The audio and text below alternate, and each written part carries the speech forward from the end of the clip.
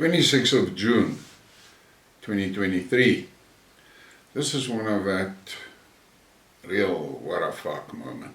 The so-called coup in Russia is on everyone's lips, and it's all over the pages and all over the news media and all over Telegram and all over Twitter, and there is so many commentators, and some of the stuff that they say is beyond me. I look at what they post and I listen to what they say, and I think to myself, but listen, don't you research the topic before you go public? Because there is people that actually know what happened there. And there are people much closer to the action than many of these commentators. Now, I want to start this with that classic expression that comes from the movie Apocalypse Now, where the American general says, "I love the smell of napalm in the morning." This is crude, but brutally honest. So this morning, I wake up and find this napalm on my Telegram channel. Indien jy nie so selfgesentreerde egoïs was nie, kon jy daarom baie geleerheid uit hierdie intelligente man se kanaal. Noem vir my net een ongegronde bewering hieruit. In English it translates to, if you were not such a self-centered egoist, you could have learned a lot from this intelligent man's channel. Just name me one unfounded statement. And he refers me to the channel of that Jake guy, and I'm not going to give you links to him, and I'm not going to give links in the description, nothing. If you want to know more about Joe, just go to YouTube and search for Joe, and hopefully you will hit him. But I'm not going to promote him. But this napalm bomb in my Telegram, you guessed it, from my pet Zazi. And he refers me to his main source, and it's this Russophobic Zazi glorification Ukraine propagandist priest, Jake. For obvious reasons, I will not give any links to Jake, and if you are serious to listen to him, search for Jake on YouTube. Now, I got a message from one of the followers of my channel that made me think. And he says, I see your frequent references to your pet Zazi stalker. To me, it is troublesome. I have no issue with the Zazi part, as well as the stalker part. From what I have seen, he fits into those two categories. But I have an issue with the pet part. We all know the love and loyalty contained in the concept of the word pet. Calling this man a pet is not right. It's almost like calling a puff adder or a rabies-infected hyena a pet. Please find another word. Maybe a rabbit Zazi stalker. Greetings. P.S. My pet Rottweiler concurs. I just had to laugh when I read that, and it made me think. And the guy actually has a point. I have made a decision a few days ago to stop responding to him on Telegram or referring to him, because the guy is actually more like an ingrown toenail. And I decided that it seems to me that the airtime I give him inspires him to greater heights. And I decided to stop. And it was for 3 days that I did not respond to anything that he posted. And then I got this morning. Incidentally, last night I told one of my friends, I said, this is now day 2 that I'm not responding to him, but just wait and watch This usually inspires him to go to new heights, and exactly what happened when I got that message this morning. But let's look at what this rabbit Zotzi swallows as facts. This is the street in front of the headquarters in Rostov-on-Don. Does that look like a revolt? There are many images of citizens talking to Wagner guys, normal chatting, no gunfire or blood. There are images of citizens bringing food and drinks to the soldiers. Is that a revolution? Not to me. And I've also seen images where the citizens were giving refreshments to the guys in that Wagner convoy on the highway towards Moscow. The next image, Prigozhin is sitting on the veranda in front of that military headquarters. He simply walked up to the headquarters veranda and sat down with Russian forces officers, chatting. Does that look like a HQ takeover? I don't think so. But more important, it does not look like a takeover or look like a revolution. The guys were sitting there chatting. I looked at the videos, a few videos about it. And the Wagner soldiers were loitering around the building and in the streets and so forth.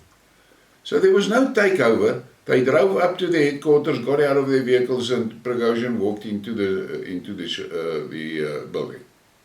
Now the third image that I want to share is from that Jake guy. Here he shows a map and indicates the conflict zone. The route, Rostov-on-Don at the bottom and then Moscow at the top. While discussing the map, he had a very serious face, and his tone was that of a doom prophet, with the associated facial expressions to enhance the doom and gloom. Now what you need to take serious note of is the adjacent Donbass territories. And you can see he's got a bright red area, but look at the left-hand bottom.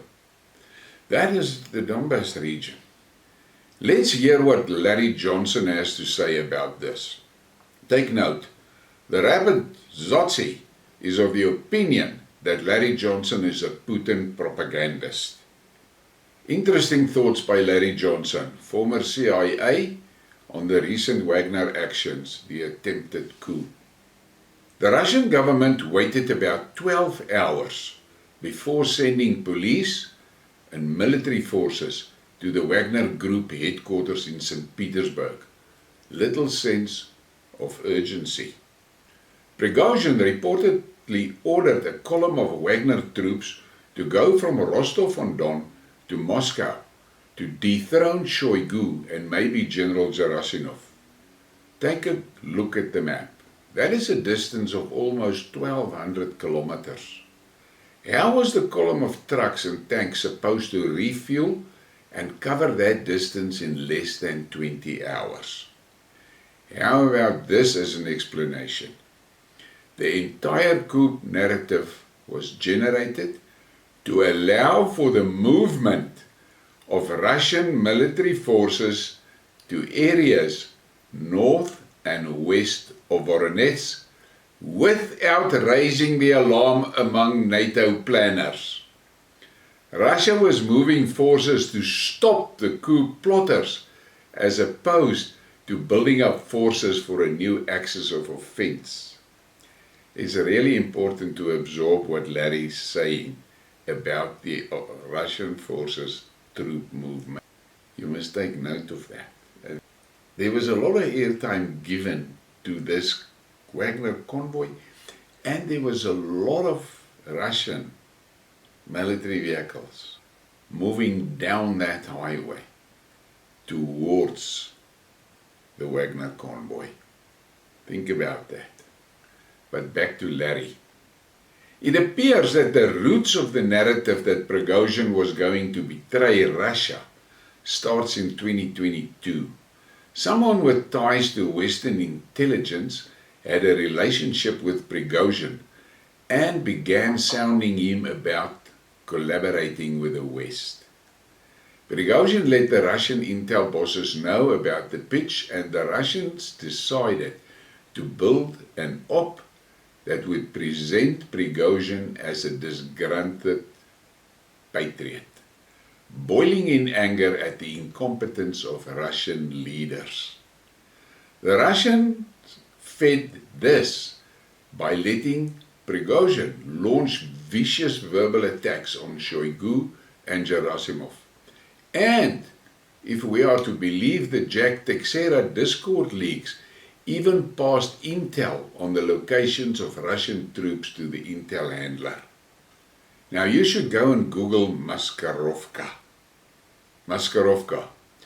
Strategic Maskirovka is carried out at national and theater levels to mislead the enemy as to the political and military capabilities, intentions, and timing of actions.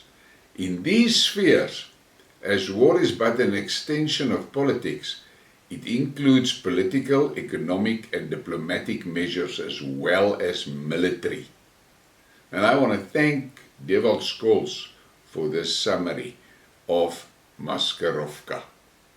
Back to Larry. Here is the interesting part about this hypothesis. Who made the decision to launch Prigozhin?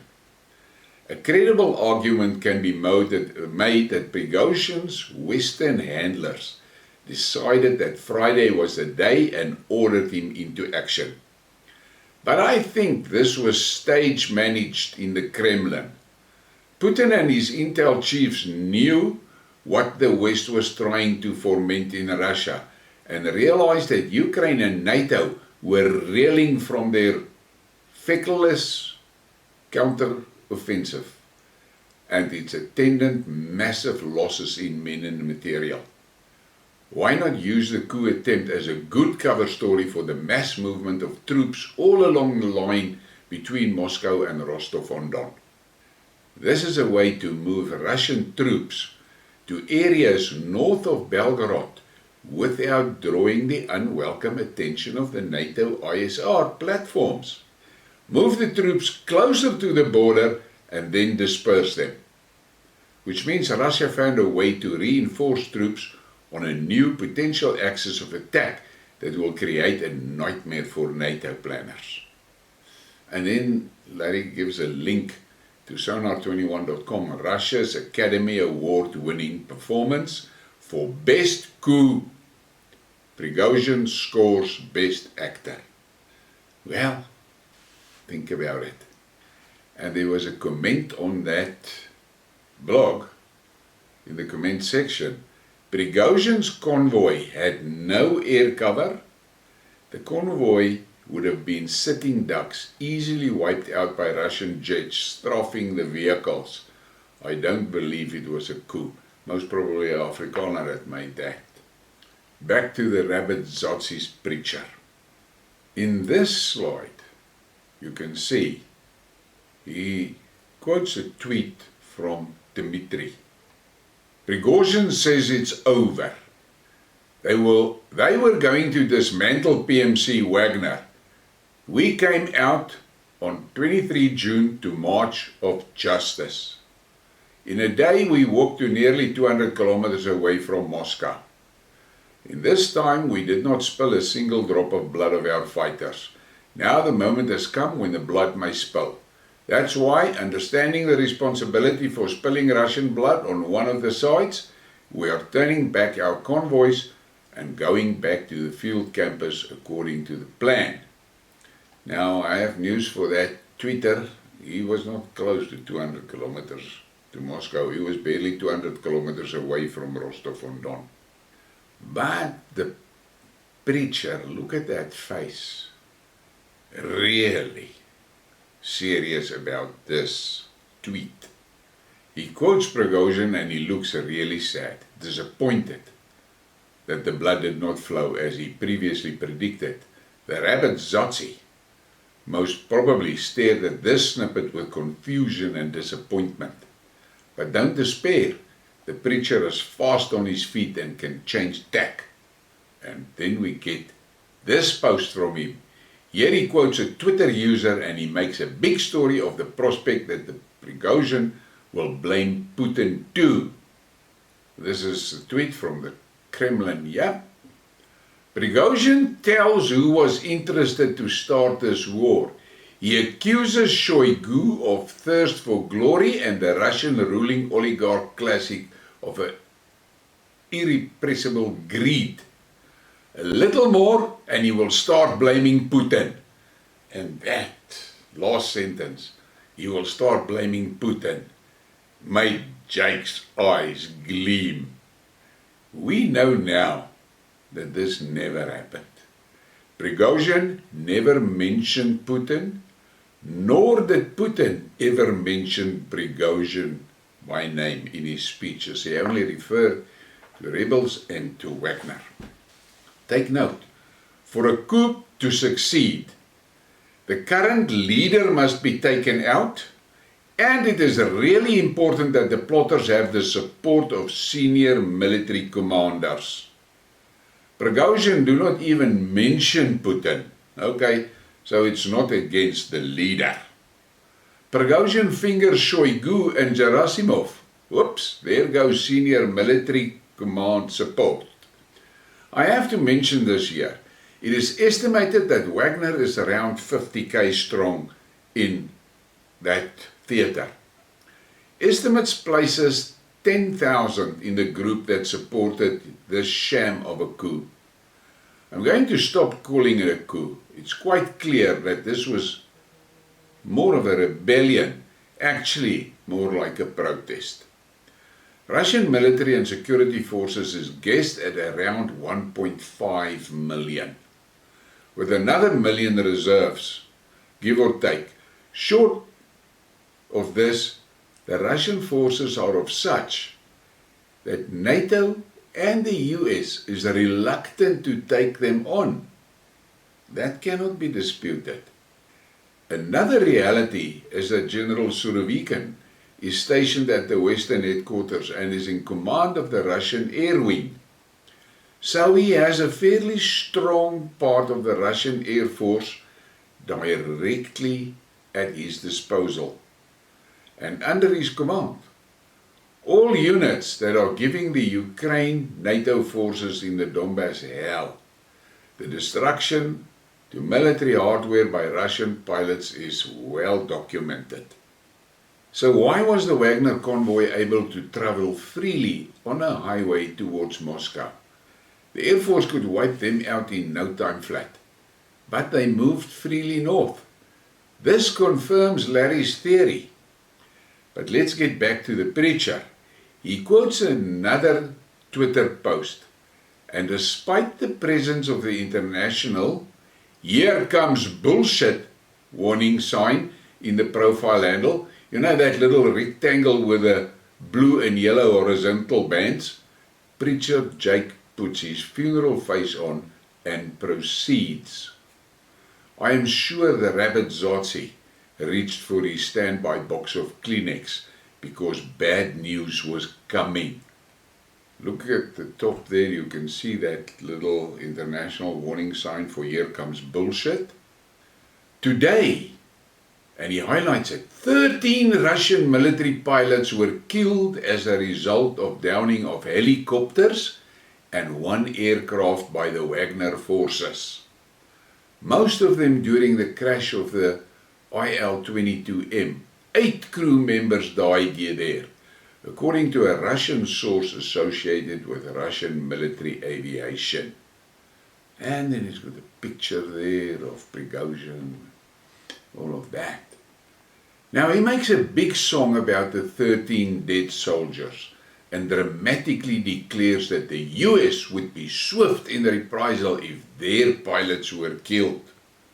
The same US that were unmoved when they killed 500,000 kids in Iraq and 11 million people in the Middle East.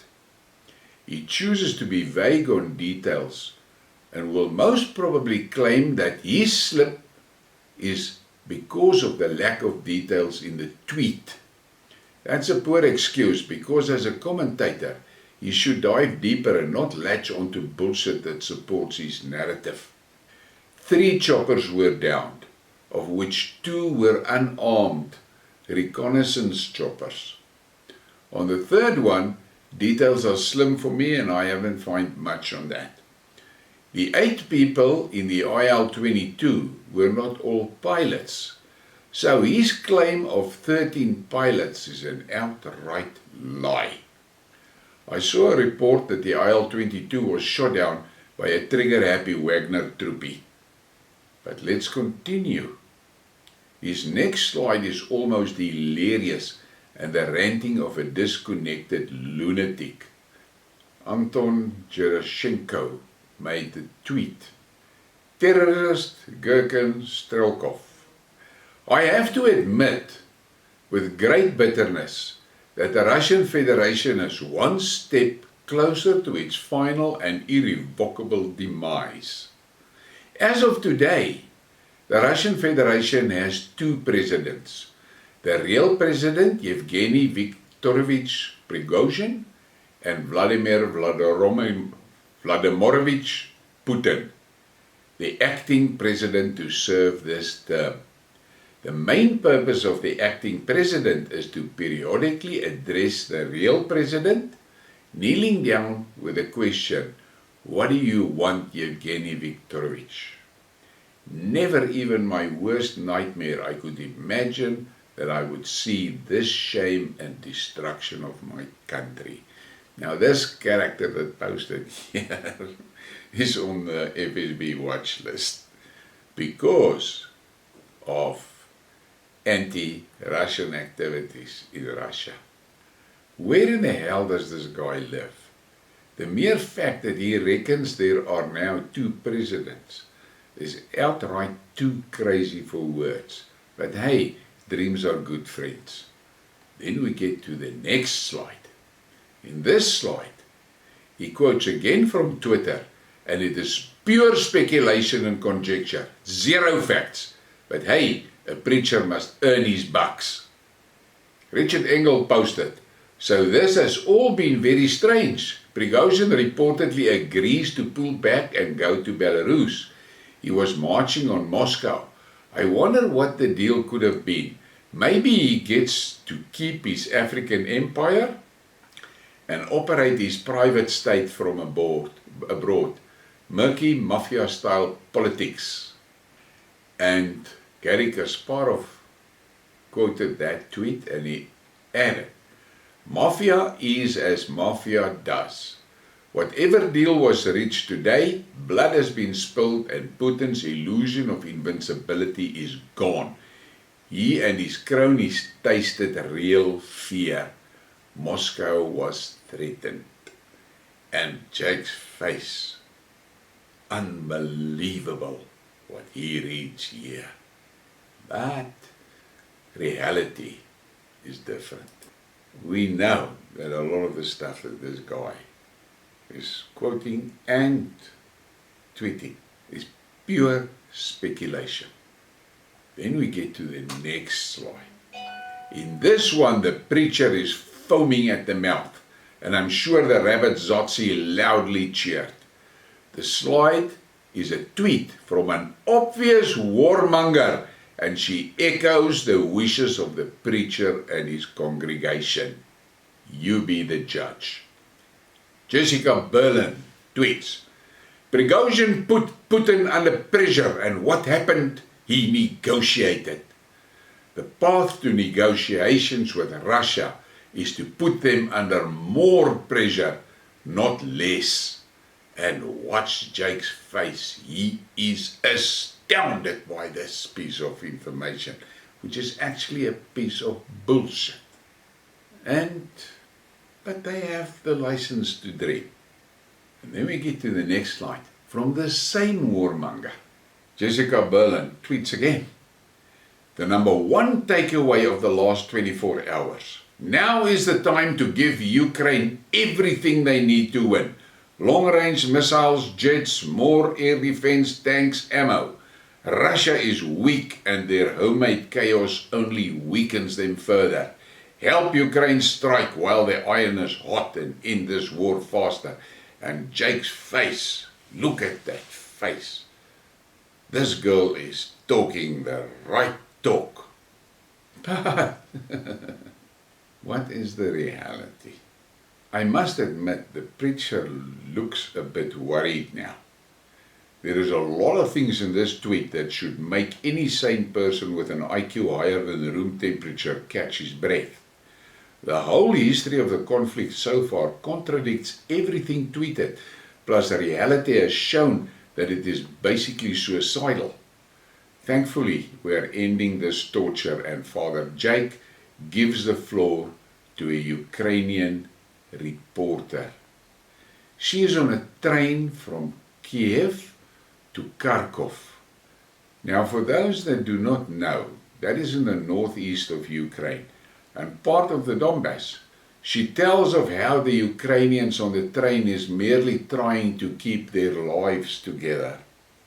I'm sure the rabbit Zazi once again dug deep into the Kleenex, sobbing, "Poor girl," as he wiped his teary eyes. The same eyes which gleams at the sight of the bombarding of schools, hospitals, markets, homes, and bus stops in the Donbass by the Zazi heroes, killing women, old people, children, unarmed civilians. But that is their nature. Father Jake utters on one good piece of fact when he emotionally exclaims, "It is a nice train. We don't have trains like that in the US." This reminds me of a statement Scott Ritter made once, and I'm paraphrasing.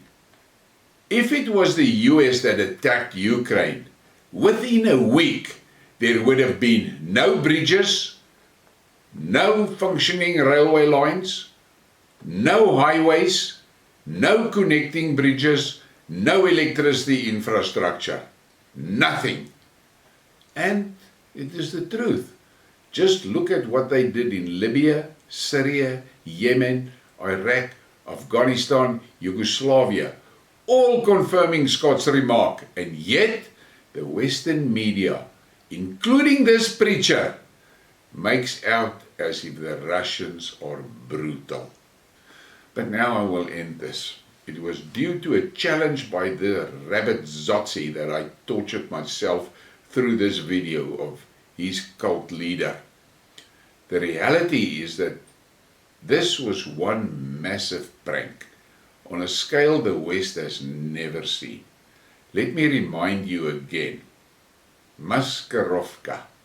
Strategic Maskirovka is carried out at national and theater levels to mislead the enemy as to political and military capabilities, intentions and timing of actions. In these spheres, as war is but an extension of politics, it includes political, economic and diplomatic measures as well as military. Yes, we do not have full details yet of the deal Lukashenko made with Prigozhin, but the following is something to keep in mind. 1. Suddenly, at least 10,000 Wagner soldiers are 100 kilometers from Kiev. 2. The Donbass force has been boosted with who knows how many fresh soldiers with the latest Russian gear. I'm sure the NATO command is deeply concerned and confused. Plus, rumor has it that they pumped millions of dollars into the Prigozhin project, only to be conned. Obviously, the rabbit Zazi will now be deeply distressed and highly emotional, even raging mad. He is still in shock because I dared to use an image of his inspirer in a short clip a few weeks ago. Now, a full skidmark. It was surely going to be traumatic, and I can just imagine the stream of personal attacks and insults that will stream my way. But hey, go for it. If you want to live by bullshit, you will fall by bullshit. The fact of the matter is, he challenged me. to show him just one inconsistency in Pastor Jake's presentation. I've showed you a lot of inconsistencies. You be the judge. Please give me a like and a subscribe and share the thing. People need to understand what levels the real propagandists are willing to go to. Have a great day.